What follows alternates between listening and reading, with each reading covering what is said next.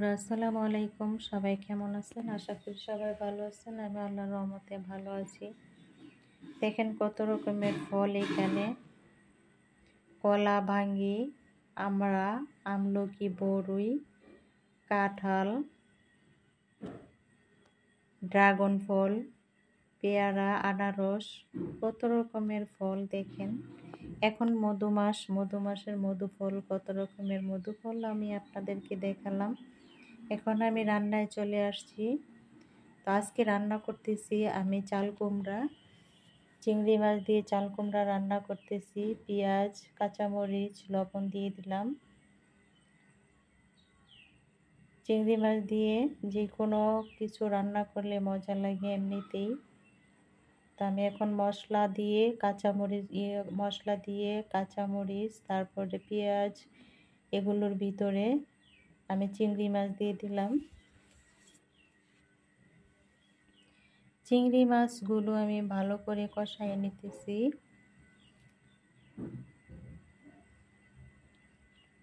খুব সুন্দর করে চিংড়ি মাছ কষানো হয়ে গেছে।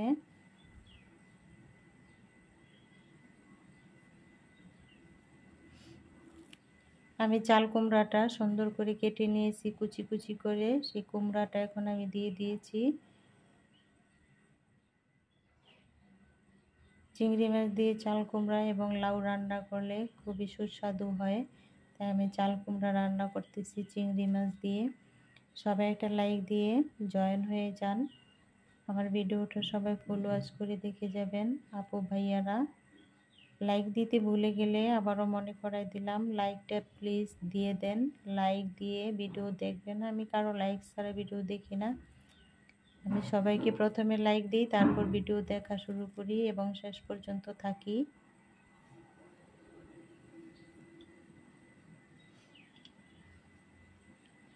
তাই সব আপুরা আমার ভিডিও দেখে যাবেন।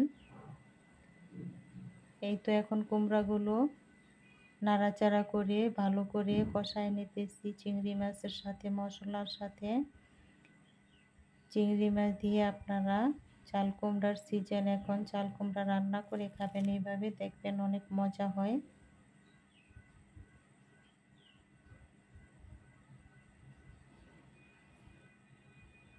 আবারও ঢাকনা দিয়ে ঢেকে দিলাম কুমড়াগুলো একটু সিদ্ধ হওয়ার জন্য। ঢাকনাটা উঠিয়ে নিচ্ছি। দেখেন সুন্দর সিদ্ধ হয়ে গেছে।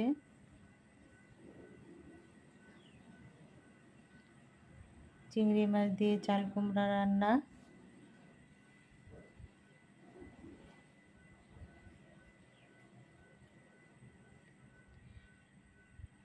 সবাইকে অনেক অনেক ধন্যবাদ যারা আমার ভিডিও দেখতেছেন। আমার চাল কুমড়া রান্না হয়ে গেছে চিংড়ি মাছ দিয়ে। এখন আমি আরেকটা রেসিপি রান্না করব। আমার সাথে থাকেন, কেউ চলে যাবেন না। আমি ছোট মাছ রান্না করতেছি। এই দেখেন ছোট ছোট মাছগুলো আমি এখন ভেজে নিচ্ছি। আমি মাছ ভাজা ছাড়া খেতে পারি না, কারণ আমি কাঁটা বেছে খেতে পারি না, কাঁটা লাগে। ছোট মাছে অনেক কাঁটা থাকে, সেজন্য আমি কাঁচা খেতে পারি না। মাছ ভেজে রান্না করলে কাঁটা একটু কম লাগে। তা আমি প্যানে পেঁয়াজ, মরিচ, মশলা দিয়ে দিছি ছোট মাছ রান্নার জন্য। আমি বেগুন দিয়ে রান্না করব। আমি 2টা বেগুন নিয়েছি, বেগুনগুলো দিয়ে দিলাম। বেগুনগুলো এখন আমি ভালো করে কষায় নিব।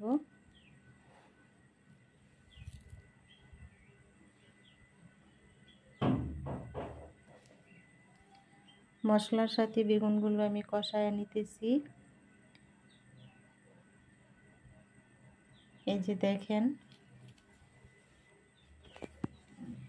বেগুনের অনেক গুণ। বেগুন যে কোনো তরকারি রান্না করলে খুব সুস্বাদু হয়। বেগুনের ভর্তা আরও বেশি সুস্বাদু হয়। তো পরিমাণ মতো পানি দিয়ে দিলাম, যেহেতু আমার এখানে মাছ অনেকগুলো, ওই পরিমাণে আমি পানি দিলাম।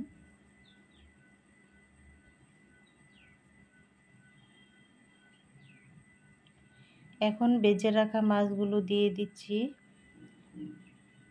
অনেকগুলো ছোট মাছ এখানে, ছোট ছোট ট্যাংরা আছে, বেলে মাছ আছে, তারপরে বাইং মাছ আছে ছোট ছোট। এই ছোট ছোট মাছগুলো কেটে নিতে অনেক কষ্ট, কিন্তু খাইতে কিন্তু অনেক মজা হয়। এই তরকারিটা অনেক মজা হয়েছিল, কিন্তু ছোট মাছ কাটতে খুব কষ্ট হয়।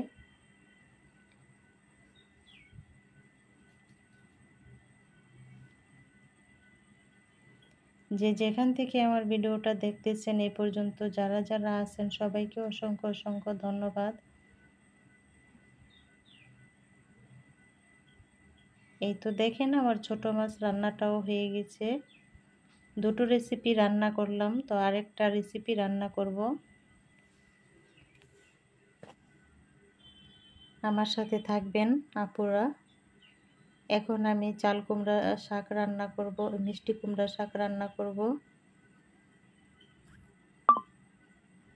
এই যে এখানে প্যান বসাই দিলাম, চিংড়ি মাছ দিয়ে মিষ্টি কুমড়া শাক। চিংড়ি মাছ খেতে আমার অনেক ভালো লাগে, কিন্তু অ্যালার্জির জন্য খেতে পারি না।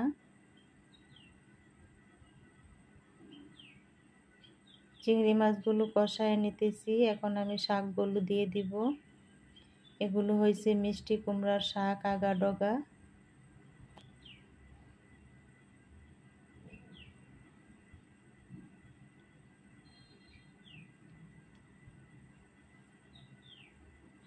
মিষ্টি কুমড়ার শাক কিন্তু রান্না করলে সফট হয়ে যায়।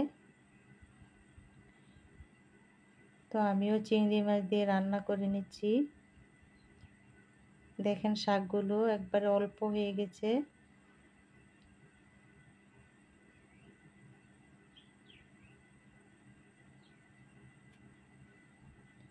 মিষ্টি কুমড়া আগা ডগা দিয়ে মাছ রান্না করলেও অনেক মজা হয়।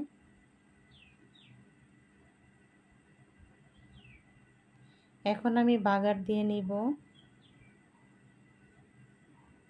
এখানে পেঁয়াজ আর রসুন আর শুকনো মরিচ দিয়েছি।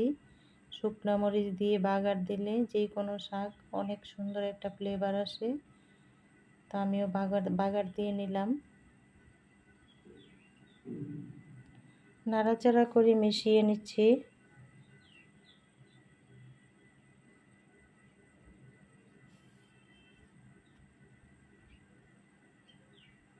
যে যেখান থেকে আমার ভিডিওটা এতক্ষণ ধৈর্য ধরে দেখেছেন সবাইকে অনেক অনেক ধন্যবাদ, আপু ভাইয়াদেরকে।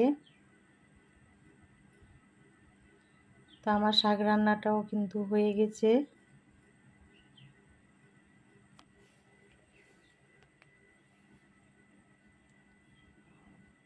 কে কে আছেন শেষ পর্যন্ত আমার সাথে একটু কমেন্টস করে জানাবেন। এটা হয়েছে ভালোবাসা, ভালোবাসা দিলে ভালোবাসা পাওয়া যায়। শেষ পর্যন্ত যে থাকবেন আমিও তাকে শেষ পর্যন্ত ভালোবাসা দিয়ে আসবো, এটাই নিয়ম। যারা মাঝখান থেকে চলে গেছেন তারাও এইভাবেই ভিডিও দেখবেন আমারগুলো, আমিও এইভাবে দেখবো। আর যারা শেষ পর্যন্ত থাকবেন আমিও শেষ পর্যন্ত থাকবো। ইনশাল্লাহ বলে আসবো। ইনশাল্লাহ বলে কেউ ঠকায় না। সবাই ভালো থাকবেন। আল্লাহ হাফেজ।